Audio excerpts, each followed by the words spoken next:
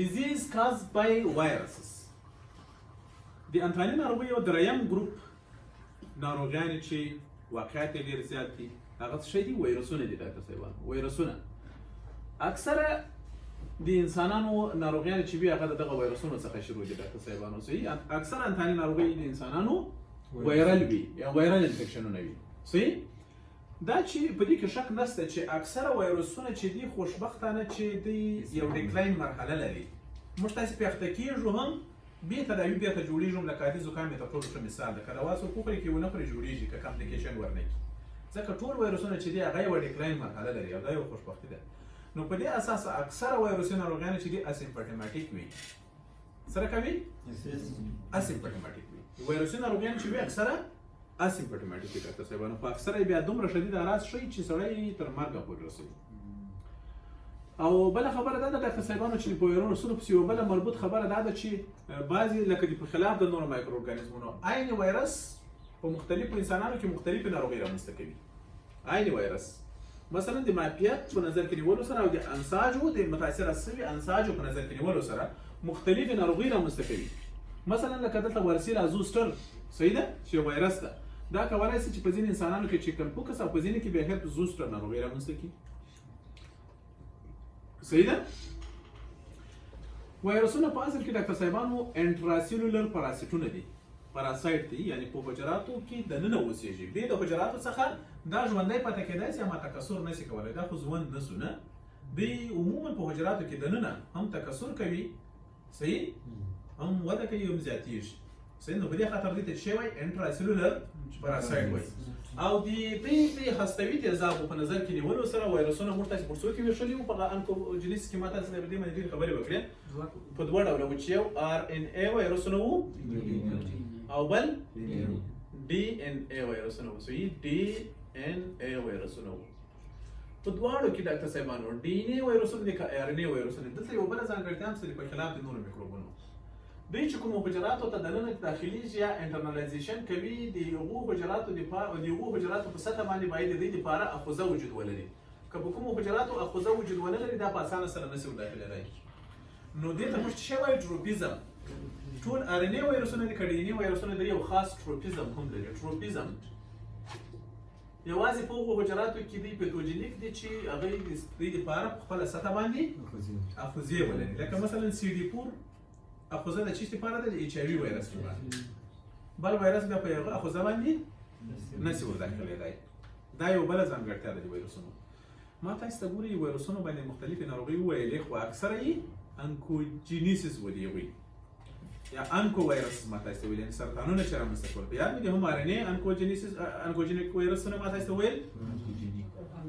او هم ډي ان اے. تاسو راځئ په دغه بل کې به مختلف وایرسونه مازې نومونه بیا واخلو مختلفې ناروغۍ چې دې له وجې رامنځته کېږي.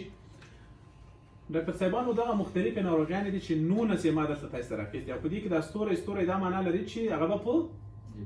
په دې فصل کې وایي او نور به بیا په مربوطه چپټرونو کې ما تاسو دلته لیکلي ځینې په سیستمیک دي او ځینې په عمومي پاتالوژي کې ویل کېږي. صحیح ده؟ اول ډاکټر صاحبانو وایرل هیموریجیک فیور د کومو وایرسونو په واسطه باندې رامنځته کېږي؟ د ارتروپود بورن یا د اربو وایرس په واسطه باندې رامنځته کېږي. انفلونزا، برد فلو یا مثلا نور ډولونه لکه سپین فلو دا به زه هر یو تاسو ته وایم ډاکټر صاحبانو. د انفلونزا وایرس ټایپ اے په واسطه رامنځته کېږي. وایرل انسیفالایټس د چی په واسطه رامنځته کېږي؟ د ارتروپود بورن وایرس به تاسو ته وروسته وایم. د خیره رابیس د رابیس وایرس په واسطه رامنځته کېږي. رابیس پین لیونی سپیچ ورته وایي. پولیومایلایټس یا پولیو وایرس په واسطه رامنځته کېږي ډاکټر صاحبانو. سمال پوکس د وریولا وایرس په واسطه رامنځته کېږي. صحیح ده؟ چیکن پوکس د ورسیلا یا ورسیلا زوسټر وایرس په واسطه رامنځته کېږي. هرپس سمپلیکس او هرپس جینیټالیس د هرپس سمپلیکس وایرسونو په واسطه رامنځته کېږي ډاکټر صاحبانو. هرپس سمپلیکس ټایپ 1 او ټایپ 2. هرپس زوسټر د ورسیلا زوسټر وایرس په واسطه رامنځته کېږي. ما تاسو ته چې د وایرسونو یوه ځانګړتیا دا هم ده چې آی وایرس په مختلفو انسانانو کې مختلفې ستونزې لکه مثلا ګوره هرپس زوسټر او چیکن پوکس دواړه د آی وایرس په واسطه رامنځته کېږي نه؟ نور ډاکټر صاحبانو لکه مثلا کټ سکرچ ډیزیز د برټونیلا هنسیلی وایرس په واسطه رامنځته کېږي. وایرل هیپاټایټس د هیپاټوټروپیک وایرس مثلا مختلف وایرسونه د هیپاټایټس سی بی ډي ای تقریبا ډېر وایرسونه دي هغوی په حصه باندې هیپاټایټس رامنځته کېږي د اینې سایټومیګلي ډیزیز یا هم سایټومیګل وایرس انکلوژن ډیزیز چې د ډاکټر صاحبانو سایټومیګلي وایرس په حصه رامنځته کېږي انفیکشس مونونیوکلیوسیس د اپسټن بار وایرس په حصه رامنځته کېږي میسل یا روبیولا چې ورته وایي د میسل وایرس په حصه رامنځته کېږي جرمن میزل یا روبیلا د روبیلا وایرس په حصه رامنځته کېږي ممپس د ممپس وایرس په حصه رامنځته کېږي وایرل ریسپیریټري انفیکشن د اډینو وایرس ایکونو وایرس رینو وایرس کوکساکی وایرس انفلونزا A او B او C وایرسونو په حصه رامنځته کېږي همدارنګه وایرل ګیسټروانټرایټس د هضمي کانال نه د روټا وایرس او یا هم د نوروک لایک وایرس په حصه رامنځته کېږي مختلفې ناروغیانې دي ډاکټر صاحبانو دا ستوري دا معنی چې زه به دلته تاسو ته ځینې ووایم دا اول وایرل هیموریجیک فیور دا ډاکټر صاحبانو لکه څه رقم چې اوس کورونا خلکو توجه ځان ته راوړي دي خلکو توجه ځان ته راوړي ده دې هم د نړیوالو توجه ځان ته په مختلفو وختونو کې راوړي او دې څخه ډېر زیات اوټبریکونه واقع شوي دي اوټبریک څوک پیژني د سیتمیل نظره واټ از اوټبریک کرنټین استاد اوټبریک وسایل کې چې هغه ته خلاف په دې ځکه ناروغي په دې سره سره مسئله زیات خلک په یوه ساحه کې د تمې خلاف زیات ناروغیانې دي یو خاص سبب له وجې واقع کېږي دې ته څه وایي اوټبریک دا ضرور نه ده چې هغه د حتمن وایرس وي هغه کېدای شي پرازیت وي بکتریا وي او یا کېدای شي بیخي نن مایکروبیل ډیزیز وي اوس مثلا لکه مثلا په یوه ساحه کې خلک تسمم کېږي ډېر زیات دا نو هغه هم یو اوټبریک سو صحیح ولې دا رامنځته سو مثلا په یوه ساحه کې بله مرضي لګېږي د تبې خلاف یوه ساحه په یوه خاصه ساحه کې مرضي لګېدل او د تمې خلاف زیات خلک په یو باندې مبتلا کېدل دې ته څه وایي یو اوټبریک وایي دا د سرویلنس کار ده د سیتامي سرویلنس یې پېژنې دا یوه خاصه برخه ده چې هغه عموما وجه هغه دا ده چې په یوه خاصه ساحه کې خاصې ناروغیانې تر څېړنې لاندې نیسي د هغوی سبب پیدا کوي د هغوی منشا پیدا کوي منبع پیدا کوي کنټرولوي خلکو ته ایجوکیشنونه ورکوي او همدارنګه سټیک هولډرونه راټولوي خلکو نړیواله توجه میډیا او ماس میډیا د ټولو څخه استفاده کوي تر څو هغه اوټبریک کنټرول کړي صحیح دغه کورونا وایرس هم اوله یو اوټبریک وروسته پانډمیک شوه نه پانډمیک بیا دا معنی چې ټوله نړۍ ونیسي انډمیک چې په یوه خاصه ساحه کې وي نه سیتامي له نظره موږ داسې پوهېږو په دغو اصطلاحاتو باندې نو دغه وایرل هیموریجیک فیور ډېر زیات اوټبریکونه واقع کړي دي تاسې کانګو وایرس اوټبریک په یاد ده ایبولا هم په یاد ده نه ایبولا څونه خطرناکه وه هغه هم دغه هیموریجیک و ډاکټر صاحبانو هیموریجیک څه معنی لري ګورې د کورونا هم اوس په ځینې وختونو کې ممکن کېدای شي دغه بڼه غوره کړي هیموریجیک څه معنی چې په وایرل انفیکشنونو اخته سي او له بدنه څخه دې وینه جریان پیدا کړي دې ته څه وایي هیموریجیک له بدنه څخه تر وایرل انفیکشنونو وروسته چې څوک د بدن مختلفو ځایونو څخه وینه جریان پیدا کړي دې ته هیموریجیک ډیزیز وایي ډاکټر صاحبانو صحیح نو وایرل هیموریجیک فیور نو زه تاسو ته وایم ښه په هر صورت ډاکټر صاحبانو کله چې یو څوک په داسې وایرسونو باندې اخته سي چې هغوی په شدیده تبه اخته وي بدن یې دردونه کوي د نورو ستونزو تر څنګ د دې له بدنه څخه خونریزي جاري سي او بالاخره دا کسان شاک ته ولاړ سي او امکان لري چې د مرګ تر پولو ورسوي دغسې ناروغۍ ته موږ ته څه وایي وایرل هیموریجیک فیور یا په بل عبارت تر وایروسیان تاناتو وروسته په تبه او خونریزي باندې اخته سوي هغه د کومې ناروغۍ په کوم ګروپ کې راځي وایرل هیموریجیک فیور کې راځي دا یو ګروپ د ناروغیانو د ډاکټر صاحبانو صحیح ده دا یوه خبره ده چې ډاکټر صاحبانو چې زموږ تاسې بدن ته دغه هیموریجیک وایرسونه یعنې هغه وایرسونه چې زموږ تاسې بدن ته داخل سي موږ تاسې په سخته تبه اخته کوي او په هیموریج باندې مخته کوي له بدن څخه مو وینه جاري کېږي هغه تقریبا د هغه لارې په نظر کې نیولو سره چې د هغې لارې څخه زموږ تاسې بدن ته داخلېږي او د سیمې په نظر کې نیولو سره موږ تاسې پر څو باندې ویشو ډاکټر صاحبانو پر څلورو ګروپو کې ویشو یعنی وایرل هیموریجیک فیور پر څلورو ګروپونو کې ویشل شوي دي لکه مثلا ماسکیټو بورن ټیک بورن زونوټیک او یا هم مربرګ او یا ایبولا وایرس ډیزیز ماسکیټو بورن مختلفې داسې ناروغیانې دي ډاکټر صاحبانو هیموریجیک فیور یا وایرل ډیزیز یا وایرل ناروغیانې دي چې هغه د تبې او خونریزي سبب کېږي خو د د غماشو په واسطه باندې انسانانو ته انتقالیږي. دې ته په دې خاطر چې وایي مسکیټیک بورن. مثلا ښه مثال یې ده یلو فیور، ډینګي فیور، ریفټ ویلی فیور. صحیح؟ په دغه ټولو پورې که یلو فیور ده، که ډینګي فیور ده، که ریفټ ویلی فیور ده، دا ټول خلک سره کوم ناروغي لري؟ شدیده تبه خونریزي. په یاد ولرئ خلاص. او دا ټولې دي غماشو په واسطه په دغو انسانانو کې رامنځته کېږي. غماش ته په ټیټ نظر مه ګورئ. صحیح؟ د مچانو په شمول غماش کولی شي چې سړی په هیموریجیک فیور باندې اخته کړي. لکه ما په خاص توګه سره ایجپټي دغه نه ده، یو مچ ده، ډېر بېکاره مچ ده. ښه بل چې د ډاکټر صاحبانو ټیک بورن. ټیک پېژنئ؟ کني پېژنئ؟ لکه سپږه غوندې یو شی ده په حیواناتو کې ګرځي کنه، یا دغه ورته وایي منګوړ هم بعضې خلک ورته وایي. منګوړ او کڼه دواړه یو معنا لري. دا ټول منګوړ یو شی ده، یو رقم داسې شی ده په دغه کې ګرځي. صحیح ولې زه کوم یو رسم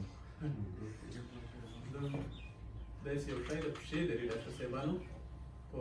حیواناتو کې ګرځي. صحیح ده؟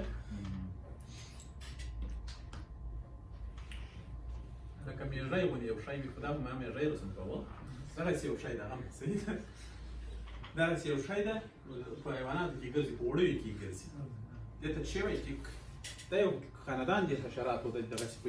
هغه کې ګرځي، په انسانانو په حیواناتو کې ګرځي. ټیکس په نامه دي. دوی کولی شي چې مختلفې ستونزې رامنځته کړي. په خاص توګه سره د هغو ستونزو تر څنګ دوی ځینې ویروسي انتانات هم له یوه انسان څخه بل انسان ته یا له حیواناتو څخه انسانانو ته انتقالوي. لکه مثلا کریمین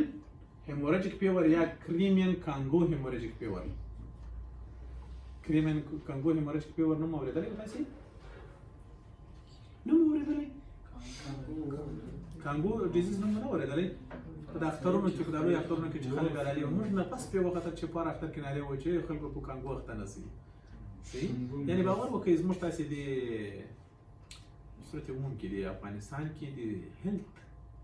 میسیجز یا هم د هیلث ایجوکیشن ډېر ضعیفه ده نه؟ حتی موږ تاسې تر اوسه پورې داسې ګورئ طب پوهنځي محصلین هم اکثره یې نه پېژنئ کانګو یا کریمین کانګو هیموریجیک فیور نه پېژنئ تر اوسه نه؟ دا خو عام خلکو بیخي ورسره لري خبره ده. او دا ډېره خطرناکه وینه بهونکې ناروغي ده چې انسان د مرګ کندې ته ورغورځوي. ډېره بېکاره ناروغي ده. صحیح؟ دا له چا څخه لاسته راځي؟ له پسونو څخه.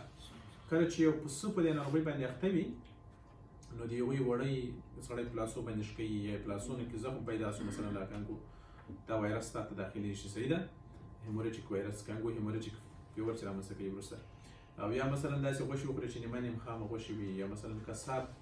په دغه وخت کې دا کسابي کوي، کېدای شي چې مثلا د پسه وینه مثلا هغه په دې ناروغۍ باندې اخته وي، بدن سره تماس کړي. دا ټول بالاخره چې رامنځته کوي کانګو هیموریجیک فیور. ډېره خطرناکه ناروغۍ ده. دغو کسانو دغسې وینه کمیږي چې وینه به پسې ونه رسوي. ښه په صورت بل ډاکټر صاحبانو کیاسونور پورسټ ډیزیز چې دا هم بیا په دغه کیاسونور یوه خاصه ساحه ده، په دغه ساحه کې واقع شوې او دغه کسان هم په دغسې ناروغۍ اخته وو چې له ټولو بدن څخه یې وینه جاري وه، وینه ورڅخه جریان یې درلوده. ټول بدن ډېر خلک پرې اخته شوي وو. او آوټبریک په انډیا کې هم واقع شوی و. دغه د فکر کوم خپله دغه کیاسونور هم خپله د انډیا یوه برخه ده فکر کوم. بل ډاکټر صاحبانو دي زونوټیک دغه دي ځینې دغه دي ډاکټر صاحبانو هیموریجیک فیورونه یا د وینه بهونکي وایروسي ناروغیانې چې هغه له حیواناتو څخه انسانانو ته انتقال کوي. لکه مثلا کورین هیموریجیک فیور او یا هم لیسا فیور، دا له حیواناتو څخه انسانانو ته انتقالیږي مستقیم. بل چې د ډاکټر صاحبانو لکه مربرګ او ایبولا وایرل ډیزیز، دا هم هیموریجیک وایرس دغه دي ناروغیانې دي. یعنې په دغو کې هم د انسان سخته شدیده تبه او له بدن څخه وینه جاري کېږي په دغه ناروغۍ کې. خو د دغو تر اوسه پورې دغه اصلي د انتقال ذریعه نه ده څېړل شوې او معلومه نه ده چې دا په کومه طریقه سره له یو انسان څخه بل انسان ته او یا هم اول انسان په دغې باندې په څو ډول سره اخته کېږي. خو له دې جملې څخه یې دغه ماسکیټو بورن ډېر زیات واقعیات لري په ټوله نړۍ کې. خلک ډېر په خطر کې اچولي دي چې یو خاص مچ ده چې هغو ته موږ ته څه وایو؟ ایډیز ایجپټي ماسکیټو. ایډیز ایجپټو ماسکیټو د مختلفو وایرل هیموریجیک فیور دپاره یو ویکټر ده. ویکټر دا معنی چې اساسي ذریعه یې دی ده، یعنې دغه مچ له حیواناتو څخه انسانانو ته یا له یوه انسان څخه بل انسان ته دا وایرس انتقالوي. او بالاخره کله چې یو انسان بیا په دغه ناروغۍ اخته شي هغه سخته شدیده تبه لري او له بدن څخه یې وینه جریان لري. ګورئ تاسو خپل فکر وکړئ چې تبه سخت اخته یې بدن دې دردونه کوي او له ټول بدن څخه دې وینه جاري وي. باور وکړئ له سترګو څخه وینه راځي د دې کسانو، له پزې څخه وینه ځي، له جوت څخه وینه ځي، له مقعد څخه وینه ځي، د ښځو له محبت څخه له مختلفو ځایونو څخه وینه جاري وي. دا ډېره خطرناکه ده. ما د کانګو ناروغان لیدلي دي چې څومره خطرناکه دي. صحیح سره مو خلاص یا ایبولا تاسې ولیدل؟ فلمونه مو نه لیدلي؟ بعضې وخت په دا یوټیوبریکونو باندې ګورئ فلمونه هم جوړ شوي دي، مختلف فلمونه جوړ شوي دي هالیووډ. صحیح خپله د آوټبریک انویسټیګیشن په نامه باندې مختلف فلمونه جوړ شوي دي. صحیح ګورئ دا نړیوال ډېر ښه فلمونه جوړ دي. ټکنالوژي او یو فن ورڅخه اخیستل کېږي. باور وکړئ چې موږ په ماسترۍ کې باقاعده بیا راته تجویز کولی دی چا په اصطلاح باندې ریکمنډ کول به یې موږ ته استادان وایي په هغه باقاعده موږ رئیس یې وایي اوس پلانکی فلم به نن شپه ګورئ فلم به راته ریکمنډ کول ځکه چې هغه فلم کې به مکمل آوټبریک انویسټیګیشن شوی و چې موږ به وکتل. بیا به صاحب پوښتنې هم کولې هم کتل وکړه جبري به راباندې کتل ښه څه شی مې پکې وویل دلته دونه سوالونه به جوړ کړي له ځان څخه ډېر ښایسته. او موږ تاسې فلمونه سره کوي اول په ستنه بیا چې پیدا شي دوی به دغه ودونه کوي. د خان په لور به میین وي او خان به دې وخت دښمن تېر شوی بیا به بالاخره دی په هغه میین هغه به تښتوي بره به کیسه ختموي. همدغسې به یې که یا به دواړه مړه کېږي یا به دی کامیابه کېږي هغه به ګزرېده کېږي. سوټي و لغتې سکان وي. همداسې لکه یا ټول فلمونه په همدغه طریقه جوړېږي. ټکنالوژي باندې نه شي جوړېدی یا همداسې یو فن فلم نه ده چې سړی یو شی ورڅخه زده کړي. دغسې ده که نه ده؟ څه شی؟ وهغه خو دلته راوړي خلک نه دلته خو لبسټوریانې خلک راوړي او یا هم فایټ فلمونه ډېر زیات راوړي نه که نه په دغو کې هم ډېر فایټونه شوي دي. د آوټبریک انویسټیګیشن کې چې وګورئ ډېر جنګونه شوي دي. بیا خلکو قصدن یو وایرس خپور کړی ده په ځینې ځایونو کې بیا بل راځي یو وجه پیدا کوي او بالاخره یو مختلف داسې دغه دي په مختلفو ځایونو کې یعنې ډېر غټ کار شوی دی. مثلا ته کولی شې آوټبریک څنګه واقع کېږي څنګه یې هغه وجه پیدا کوې څنګه مثلا ساحه کرنتین کوي چې موږ تاسې دغه ورته وایو لاکډاون نه او خلک به سره کوم کوي واده به مثلا چې شی کوي. یعنې باور وکړئ چې دغه تر دغه مخکې موږ وکتل یو انداز فلم و لکه کرونا عین دغسې به کیسه کې دغه څه یوه مخکې نه مخکې او دا فکر کوم په 2016 کې جوړ شوی ده. داسې ښه نوم یې ونوم یې راسه هیر شو چې بالکل همدغسې لکه دا اوس چې کرونا کې کوم پېښې واقع کېدې په چاینا کې چې هغه تاسې لیدل چې ښځې بې زغره له کوره بې برای چلا کولې څوک پرې اخته شو مثبت به شوه هغه بیا جناق را نور به پسې ژړل له شا پسې ولاړو دوی به وړلې کرونا شفاخانې ته عین همدغسې یوه کیسه وه. صحیح باندې له هغوی څخه سړی زده کوي چې سړی باید د یوې ناروغۍ شدت څنګه معلوم کړي د هغوی منبع څنګه معلومه کړي کنټرول یې څنګه کړي څنګه خلک یې له آفت څخه خلاص کړي. صحیح واکسین باید څنګه جوړ شي د واکسین د جوړولو طریقه دا ټولې خبرې په یوه فلم کې دي ګوري. صحیح دا یو قسم علمي فلمونه سړی باید وګوري. ښه فرض نو دغه ماسکیټو څخه دا خبره یاده شوه ډاکټر صاحبانو دا غوماشې ډېر خطرناکه دي. دا خصوصا له دې جملې څخه د ایډیز ایجپټي ماسکیټو یا هم دغه چې ده غوماشه دا کولی شي چې مختلفې ویروسي ناروغۍ انسانانو ته انتقال کړي چې یو هم له هغې څخه یې همدغه هیموریجیک ویروسي ناروغیانې دي چې انسان بیا په سختو خونیزیو باندې اخته کېږي. صحیح ده؟ دا خو مختلفې ناروغیانې دي ډاکټر صاحبان له دې جملې څخه به زه تاسې ته ګورئ کانګو به یې په خپل ځای کې د خیره وایو او دغه نورې که وخت به یې په خپل ځای کې وایو. یلو فیور ډینګي فیور یې ډېر خطرناکه دی د هیموریجیک په دې باندې به یو کوچنی نظر ورکړو. صحیح یلو فیور ډاکټر صاحبانو لکه له نامه څخه چې لیدل کېږي دا ولې یلو فیور لیدل کېږي دا کسان به ټول تک ژیړ وو. ولې؟ وینه بې له سبب سخته تبه او تک ژیړ به سو دا کس ژیړ به نه سو یو قسم خاصیت رنګ به پیدا کړو دې ته به یې مداخلت شوی دی یلو فیور ځکه دوی به ډېره زیاته وینه د لاسه ورکوله دې کسانو. صحیح همدغه نوم ورباندې پاته شوی ده. دا په اصل کې یو هیموریجیک فیور ده ډاکټر صاحبانو چې په خاص توګه سره د افریقا او جنوبي امریکا په ځینې سیمو کې ډېر زیات واقعیت لري. زه مطمئن یم په افغانستان کې ممکن په ځینې ځایونو کې نورو کې هم واقع دی دا په ټول نړۍ کې لیدل کېږي. په اصل کې ډاکټر صاحبانو دا د یلو فیور هیموریجیک وایرس چې دا په چا کې ده په بیزوګانو کې خپله بیزوګانو کې وجود لري خو بیزوګانې په ناروغۍ باندې نه اخته کېږي. له دې څخه دغه وایرس د ایډیس ایجپټي په واسطه باندې را انتقالېږي بالاخره انسانانو ته راوړل کېږي. یعنې کله چې یو مچ په بیزو کښېني وروسته بیا په انسان کښېني نو انسان بیا پر شیش باندې اخته کېږي په یلو فیور. یلو فیور داسې وي ډاکټر صاحبانو دغه کسان چې وي یو دم شدیده تبه لړزه د عضلاتو دردونه سردردي ژړی د اینې عدم کفایه په دغه وجه کله چې هغه په بیلروبین څه زیاتېږي دی اول خاصي په بالاخره سره کم سي ریل ژیړ کلر پیدا کوي ژیړ رنګ بدن ټول لکه ژیړوالی غوندې پیدا کوي رینل فیلر دی د پښتورګو عدم کفایه بلیډینګ ډیسارډر او هایپوټنشن دا د یلو فیور تر ټولو عمده اعراض ولایم دي کله چې دغسې اعراض ولایم داسې په چا کې ویني نو شک ورباندې وکړي چې دا داسې یو دم کې رامنځته شي چې دا ممکن په یلو فیور باندې اخته وي د مارکولوژي له نظره دلته ګوري ډاکټر صاحبانو دوه غړي ډېر پکې متاثره شوي دي دا اعراض چې دي دا اعراض چې متاثر شوي دا عموما په دوه غړو پسې محدود دي تقریبا چې یو هغه یې نه ده بل پښتورګی په اینه کې که چېرته په دغه وخت کې موږ تاسې وګورو میډ زونل نیکروز پکې وګورو یو او بل کانسلمنټ باډي کانسلمنټ باډي کله چې هیپاټوسایټ له منځه ولاړ شي پر ځای باندې یو قسم بادام ته ورته جوړښتونه ولیدل شي چې هغه ته موږ څه وایي کانسلمنټ باډیز وایي او یا هم بل شی کې ډاکټر صاحبانو مایکرو ویزیکولر فټ یعنی د هیپاټوسایټ کوم حجرات چې بند وي په یوه کې بدنونه بخښښ کې جوړي پس کې دا یو هیپاټوسایټ ده د دې په مابین کې به موږ تاسې ګورو چې ډېر زیات شحمیات ځای په ځای شوي دي خو دا شحمیات چې مایکرو ویزیکولر وي یعنې حاصل یې په مابین کې بیا هم د دې هیپاټوسایټ په مابین کې د شحمیاتو څخه ډک وي او په پښتورګو کې چې لیدل کېږي ډاکټر صاحبانو پښتورګو کې کوابولیټیو نیکروز په پراکزیمل ټیوبیول برخه کې اکومولیشن اف فټ ان ټیوبیولر اپیتیلیم او هیموریج خونریزي یعنې په ادرار کې باندې دغو کسانو ډېره زیاته وینه ضایع کېږي صحیح ده خوشبختانه چې دغه په سپوټانیس ډول سره او که چېرته موږ اعراض کنټرول کړو دا ناروغ جوړېږي یوازې 5% یې کېدای شي موږ تاسې د لاسه ورکړو هغه هم د پښتورګو د عدم کفایې له وجې یا د اینې د عدم کفایې له وجې موږ تاسې او یا هم د زیاتې خونریزي له وجې او یا هم په برین کې د خونریزي له وجې کېدای شي موږ تاسې د لاسه ورکړو نور یې تقریبا اکثریت جوړېږي بل ډاکټر صاحبانو د هیموریجیک فیور یا هم د وینې بهونکې تبې چې وایروسي ناروغۍ دي له دې څخه یې دوهم کومه عامه ناروغي ده ډاکټر صاحبانو ډینګي هیموریج دا ډېره زیاته ده ډاکټر صاحبانو په دغه کې په هند کې په اورو کې چې موږ سره یو ډاکټر ده ډاکټر اشکولان میش د لوګر ده سیمپای مه ده بیا موږ هلته په راجستان کې اوسېدل نو دلته بیچاره ته سخته تبه پیدا سوه او سردردي پیدا سوه او حتی یو ورځ سیم ته رانغی نو بیا ما معلومات دغه پوښتنه راسره وکړه موږ یو استاد وایي شکولا ولې نه دی راغلی موږ دوی جلا سره اوسېدو نو ما هغه فکر کوم چې سخته تبه یو پرون یې ما ته راته زه څه شي وکړم موږ لا نور ملګري چې وو په هغه کې ډېر کار کوو په سیتامه کې ډېر کار کړی کلینیک کې زه وم تقریبا تنها اکثره موږ په دغسې عمومي ځایونو کې کار کړی دلته هغه کې سیتامه کې وم مثلا داسې کلینیک سره ډېر نو معلومات یې زنګ راوالی چې دغسې مشکل لرم چې معلومات ورته چې ټایفاید او سی بي سي داسې معاینات وکړه وایي ډینګي به دې ورته ویل دا ډینګي نه ولې ده ویل ځکه ډینګي په انډیا کې په ځینو سیمو کې انډیمیک ده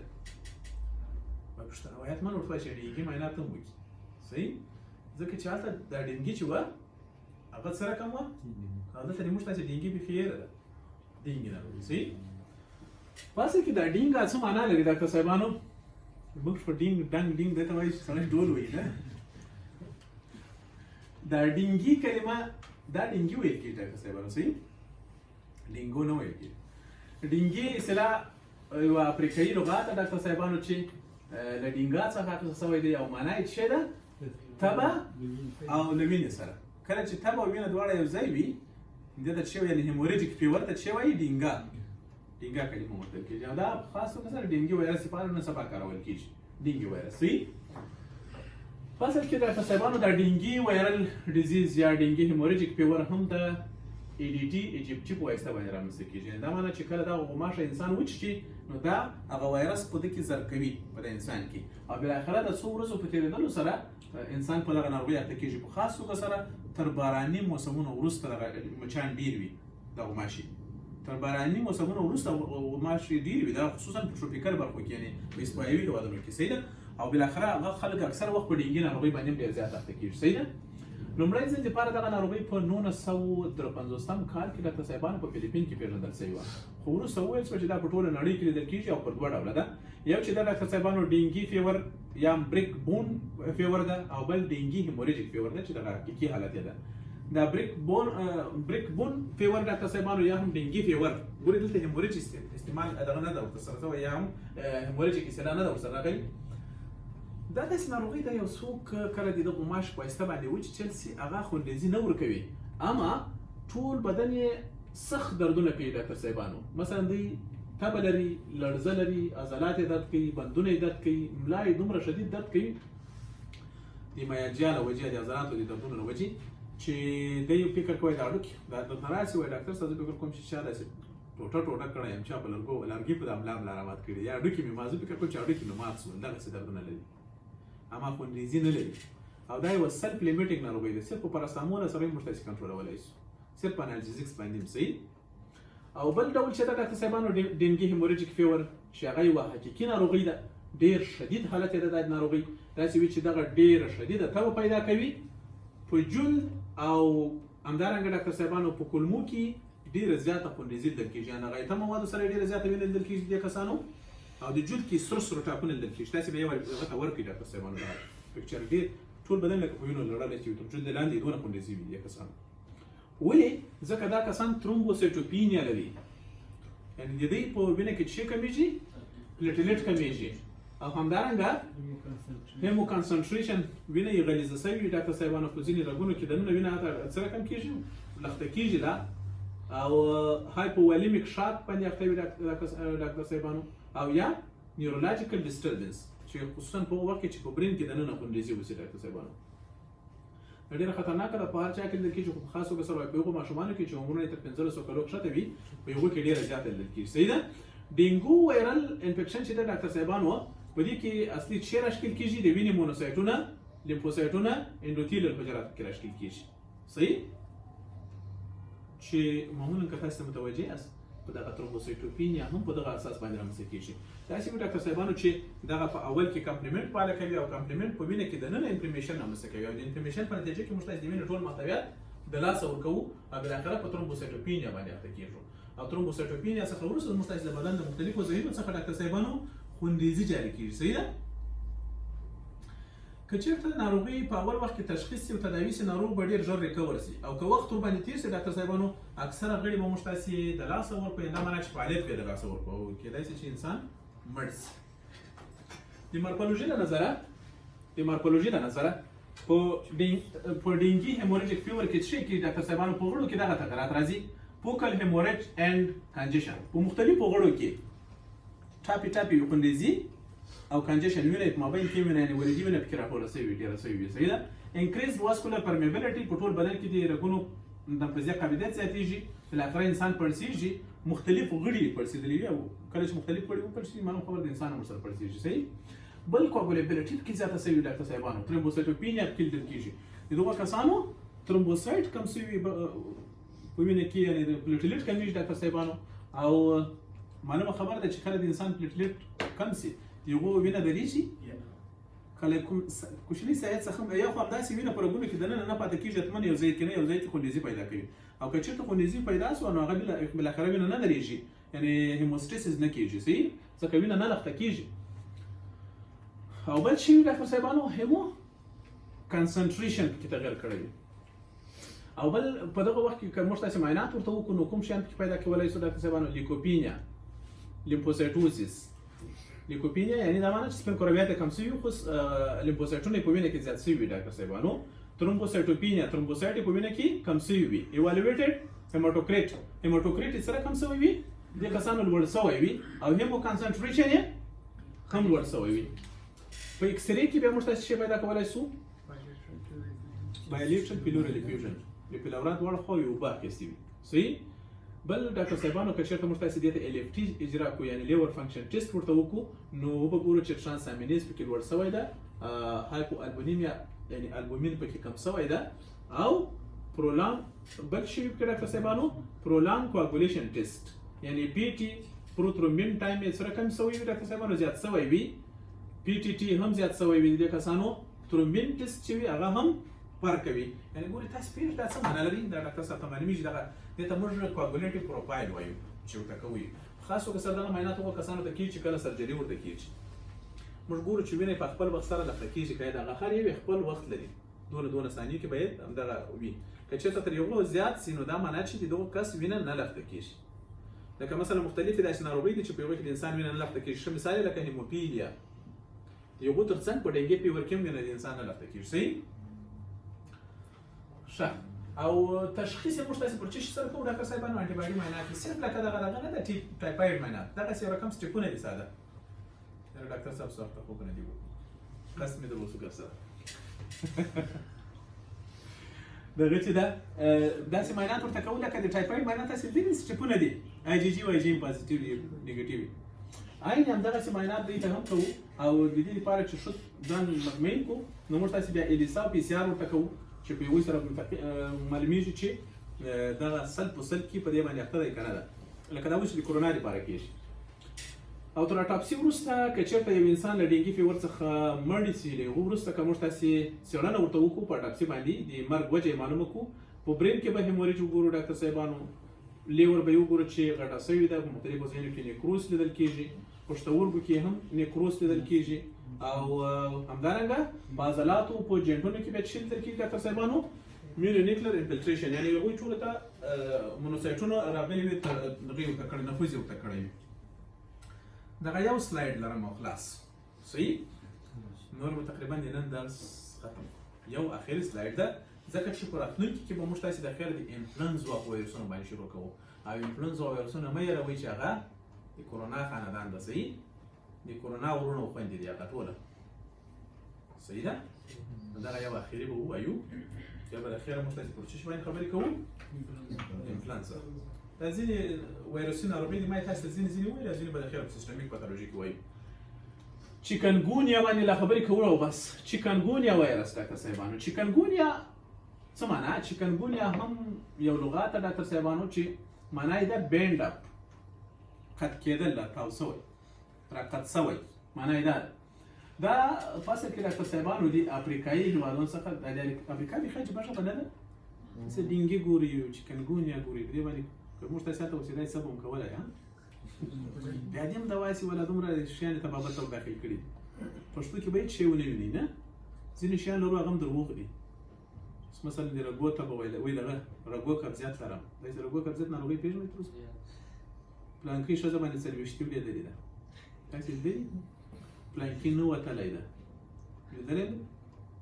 نه څنګه وځي دغسې شیان لرو چې هغه بیخي له حقیقت څخه لاله دي او که ریجکټ کړې ورسره وایي نه منې خفه کېږي هم ټینګ داسې ده که نه ده خو دغو خلکو رښتیا ګورې ډېر کار کړی ده ځینې اصطلاحات یې طبابت ته ورداخل کړي دي همداسې ده که نه ده تاسې پوهېږئ موږ تاسې د عمده وجه څه شی ده ولې موږ تاسې د طبابت ډېر لرې پاتې یا ولې د دنیا څخه لرې پاتې یو موږ تاسې ناقصې عقیدې دي ځینې عقیدې دي چې موږ تاسې ناقصې عقیدې لرو په ځینې شیانو کې یعنې موږ تاسې هغه څه چې خدای راته وایي هغه هم نه تعقیبوو صحیح بس مثلا موږ په دې عقیده یو چې پلانکي تبه ده او بدن یې درد کوي پلانکي زیارت یې وروړه جوړېږي دا یوه قسم ناقصه عقیده ده دغسې ده که نه ده یا تعویض ورته راوړه بارکه مړ وکړه ژوندی یو دا بتمن جوړېږي ګورې داسې باید ونسي نه او زه هر وخت کې تاسې پوهېږي دا ناروغان چې ما ته راسي وایي ډاکټر صاحب تا ناروغان خورم نو تعویضونه مونږ وکړل وهم کوم دا خو زه د تعویض خلاف نه یم دا یو شی په یاد لرئ چې ګورئ موږ عقیده سمه نه ده زه یې مثال در کوم زه دې شیانو خلاف نه یم ګورئ نوابي یم نشه یم موږ د غزني او د غزني خلک چې تاسې معلومېږي چې په تر ټولو په دغه خرافاتو کې موږ ډېر ده دا اوس مثلا د مصطفی زوی ده هغه تللی ده له مړه چې هغه څخه یې تعویض راوړی ده یوه بلا نه پرې کېږي فرض کړه د ما زوی ده هغه نو له بامه دی راولېږي موټر دی وایي د ورځې درې وارې دی نظر کېږي نه او اوس مشکلات نور لري ولې تعویض نه لري نو د خدای توبه نعوذ بالله وحدانیت یا د خدای پاک پاچي دغسې د دروغو پاچي ده د خپل فکر وکړي د ده په ځای باندې مهربانه ده ولې یو بل ته د مړه چې هغه تعویض ورسره ده ما خپل بیا نه دی مهربانه ځکه چې هغه دغه تعویض نه لري ګورې دا یو خرافات دي که نه دي موږ خپله نقص چا ته راجع کوو توبه نعوذ بالله خدای پاک ته راجع کوو سره له دې چې خدای پاک په سرې څو ځایه ویلي چې په دې دنیا زه هم کفارو په مسلمانانو په دواړو مهربانه یم صحیح ده چې هر شی د خدای له طرفه دي او خدای پاک بیا څه درته وایي زه هر چا ته روزي ورکوم په زالګۍ کې نه ورکوم چې راوځي شفا درته در کوم خو شفا ما تا ته په کوم شي کې چې یې شي دغه شی پیدا که عقل مې در کړی همداسې ده که نه ده او داسې ده چې ته د تعویض په تمه پروت یې بس که جوړېدم جوړ دې سم که نه دا یو قسم لټي راځي ګورې لټي ما سره یو وخت یو دغه بحث کوو یو څوک پوره سره ډېر بحث سره سوی اخر مطلب مال زه ګوره د نیاړ کلونه درته څېړم خو منطق له نظره تاسې غلط روان یاست دغه باید داسې نه و لکه څنګه چې ما تاسې راوړاست وایي محمد صلی الله علیه وسلم په وخت کې دا کېدل او موږ بالکل کېدل یو په وخت کې د محمد صلی الله علیه وسلم په وخت کې مایکروسکوپ و نه و یو په وخت کې جراحي دونه پرمختللې وه کمپیوټر و نه و نو په یو وخت کې الله جل جلاله په دم کې دومره تاثیر یې شوی چې د ټولو کفایت یې کوه د هر څه ځکه انسانانو ډېر سمپل ژوند درلوده اما کله چې خدای پاک دا یو خبره په یاد لري سبب ډېروي اسباب نو بیا هلته د روحاني شیانو ارزښت تقریبا پکې کمیږي دا معنی چې بیا دې لټ نو نه پرېږدي صحیح لټ اوس مثلا زه په کور کې ناست یم لټ هغه درته وایي خدای پاک درته وایي چې ډاکټر مې درته پیدا کړی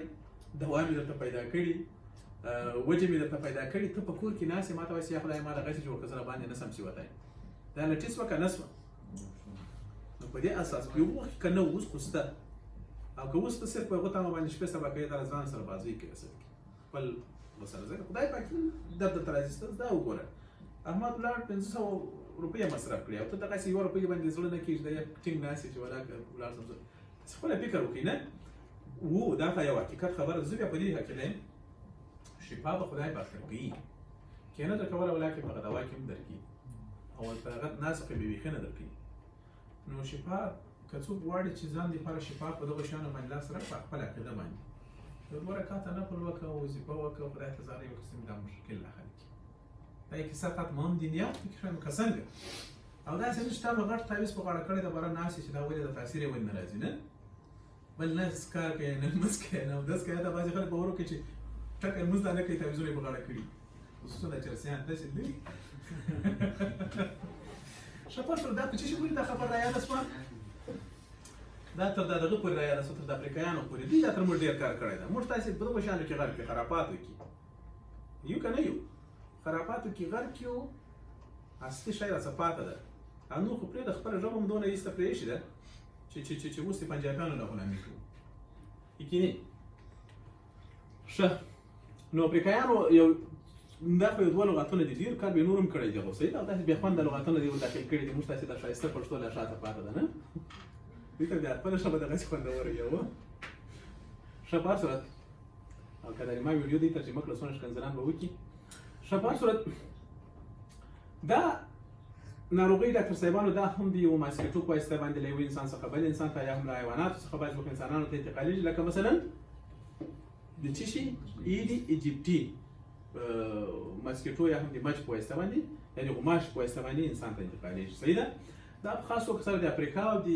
اسیا په ځینې هېوادونو کې انډیمیک ناروغۍ ده دا معنی چې په هغه ساحه کې واقعیت یې بیخي ډېر زیات دي خو په سپاروډیک ډول سره په ټوله نړۍ کې هم دغه ناروغۍ لیدل کېږي دا په یاد لرئ او تقریبا ګورئ د دغه ناروغۍ یو آوټبریک هم واقع شوی و په 2004 کال کې د انډیا په ځینې برخو کې ډاکټر صاحبانو وکړ او همدارنګه په سریلانکا مالډوي او بل مرټوس لکه څه ده په دغه کې څه نومیږي په دغه سیمو کې البته دغه آوټبریک واقع شوی و ډېر انسانان هلته وژلي و دي د کلینیک له نظره ډاکټر صاحبانو دغه هغه چې ده دغه چکنګونیا ناروغي دا راځي چې یو انسان یو دم سخته تبه پیدا کړي ټول بندونه یې ډېر سخت درد کوي صحیح ده ټول بندونه یې ډېر سخت درد کوي او دا چې بندونه درد کوي نو معلومه خبر د انسان داسې کات روان چې پروت هم یې داسې پروت یې لکه